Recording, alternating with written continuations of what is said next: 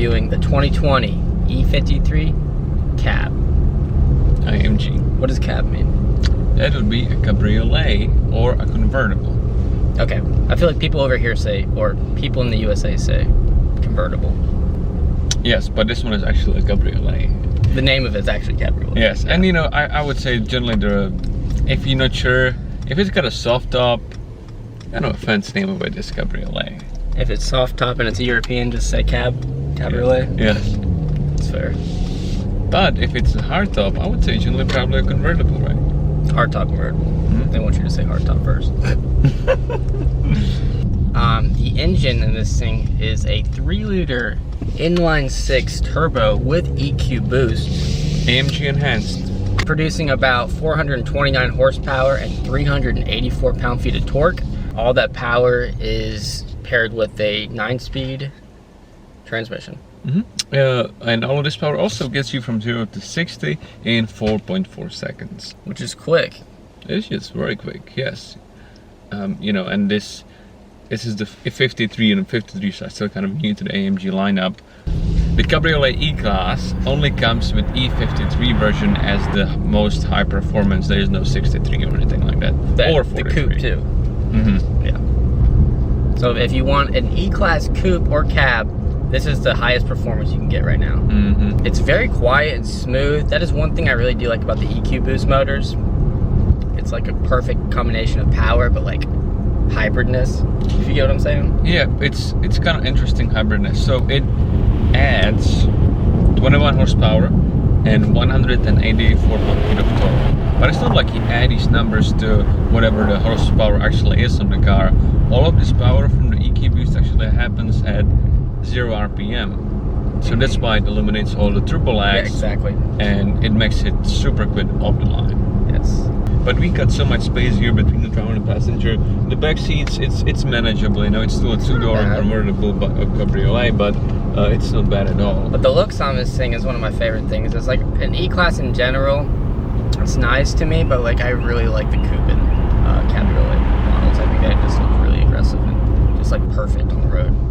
And you know, so they redesigned the E-Class back in 2017, and then shortly after the redesign Cabriolet and Coupe came out, and now you get the nice big screens. And now with this year you also get a new steering wheel where you can adjust the different drive modes, and it just overall feels really sporty in here, but also feels...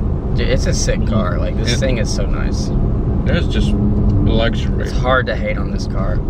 Plus this two-tone, like kind of a saddle brown and black interior. And yeah, it's a good contrast. It's really nice, yeah.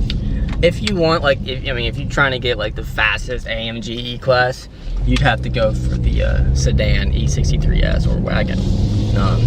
But if you want a coupe or cabriolet, this is a good alternative too. And this one comes with EQ Boost, and the other one, the wagon and sedan, are the V8 bi-turbo. So. All the 53 motors all have like all the inline 6. It sounds really good. I think it's a very nice noise. And anytime you lift up the throttle, you hear the bobs. Yeah, that's kind of what I was looking for, and you got that. You sure do. So let's do a couple downshifts. It does make pops when you shift.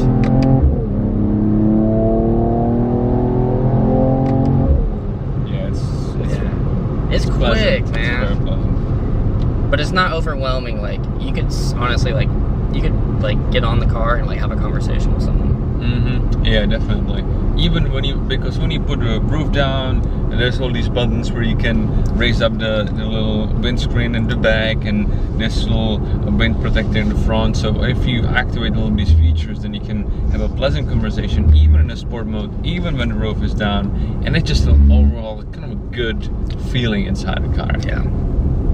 This thing's sweet. Like the only thing is like the competition, like a lot of Mercedes models, it kind of competes in its own brand. It's really tricky because when you compare it outside of Mercedes-Benz, you do have the BMW, but so the 6 Series, that's the one I would. But they are kind of gone now. So that's the only thing. It's like if this car like came out 2 years ago or 3 years ago, it would have competed against the 640 what are M Sport convertible. Or 650. Well, yeah, but then again, there's another question, because the 650 or right now the M850, they are V8s, whereas this is a 3-liter inline 6. Right. So can you really compare that? You know, also the price. It's just. So if they made a 2020 M640i, that would be the main competitor against this car. So the wheels on here are the AMG twin 5-spoke wheels with black accents. Very nice design. They are 20 inches, 2 75s in the rear and 2 45s up front. So a little bit of a staggered set if you want to do some drag racing. Well, I'm glad that if you want. If you. So as always, this has the Burmeister sound system, which of course looks great, sounds great, and it has a texture if you want to rub your hand against it. I really like this steering wheel. It's really sporty. It's really nice to hold. You can kind of wrap your fingers around it. Also, these big metal paddle shifters that are actually, you know, on the steering wheel feel super quick and Yeah. feel really good to hold. And then just overall, it's really nice addition. The steering wheel itself has a very motorsport feel. Like it feels like a race car steering wheel. It feels really sporty. Like with the top up, it's super quiet, just like as if it was a coupe, honestly. It is so quiet, but the engine isn't, which is good. Yep, just heard the pops. Yeah, you're right. With the top up, I mean, I wouldn't know. I wouldn't know it's a Cabriolet. With it being, you know, 4MATIC, you have that razor sharp like launch, so you're able to just like pull off from the line without like, any wheel spin. And with the EQ boost, eliminating the turbo lag, I mean, this thing's super quick. Yeah, that's where you get those 4.4 seconds from. And then as you get with many Mercedes convertibles, you know, you don't have to really worry about the weather, because it's either the heated seats, you can ventilate these seats, but also the heat scarf. When you activate that, hot air just kind of flows on your neck, and it's super nice in the fall or in the spring. So you can have this car as an all year long vehicle. So okay, you want to buy a Mercedes and you want to buy a convertible or a Cabriolet, I'm sorry. Would there be any other one you would pick over this? Just convertibles? Or cabriolets, correct? I do like the S Coupe and S Cab, but this is kind of just like a little bit of a smaller version. And the only thing about the S Cab is it feels huge. When you're driving it, like you take turns, it feels super big. It feels like a yacht. It feels huge. It feels like an S Class, which is obviously because it is. This one feels like so much smaller. And it doesn't look so much smaller from the outside. So I'd probably go with this.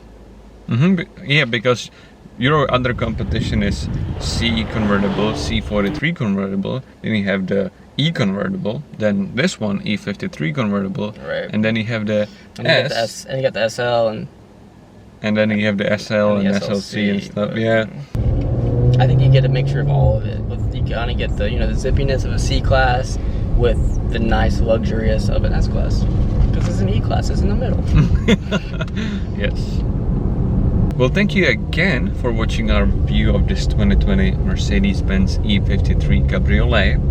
As of this shooting, this particular E-Class is still available in the inventory of Mercedes-Benz of Athens. So please don't forget to check out the video description for my contact information, or if you simply want to find out more. And if you guys are interested in this video and want to see more videos like this, make sure to subscribe and check out our future reviews. Yep. And now I'm going to go for a drive.